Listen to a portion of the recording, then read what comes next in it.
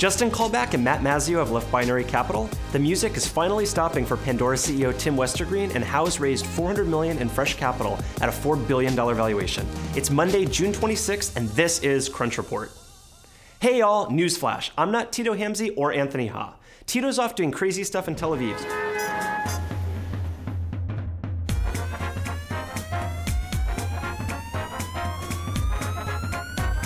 So we're stuck with me for the next 2 days.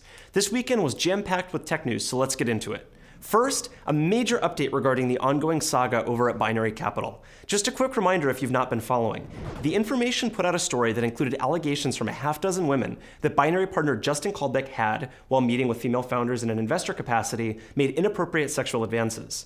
Since then, Caldbeck took temporary leave of absence and then formally left the firm. This marks the second tech departure in a week to start with a temporary leave of absence. If you remember, Uber's Travis Kalanick did the same thing. Why? What's different now? What wasn't the case when you took the temporary leave? Anyway, Caldbeck wasn't the only partner to leave Binary. Mazzeo, formerly a deal man at Chris Sacca's Lowercase Capital, left after having just joined the firm, leaving only a single partner at the fund whose third fund is very much in jeopardy. And while we're on the topic of departures, Pandora co-founder and CEO Tim Westergreen is stepping down. Pandora's been getting slammed in tough markets by new entrants like Spotify that have developed a more global presence. The company did just raise a Hail Mary $480 million from SiriusXM after selling Eventbrite for $200 million. These are all quite volatile actions, but hey, it's a public company trying to survive. We'll keep our eyes on this one and try to figure out who will be taking the reins from Westergreen. In contrast to rainy Pandora, things are looking sunny for Houzz. The quiet unicorn just raised an additional $400 million in financing led by Iconic Capital at a $4 billion valuation for its interior design app. So much money, jeez!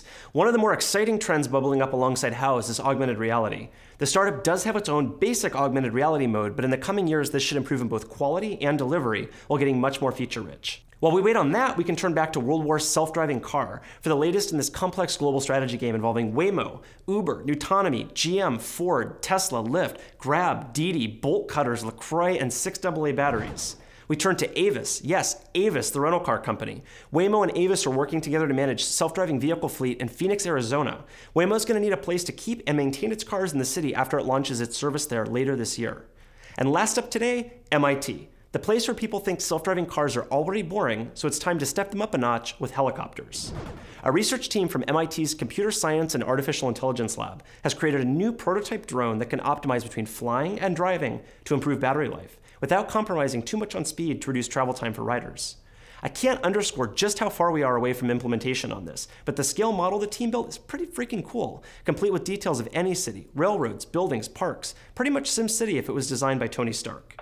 That's the report for today. I'm John Manis filling in for Tito Hamzy. Crunch Report airs every weekday at 7 p.m. Eastern, 4 p.m. Pacific on TechCrunch.com.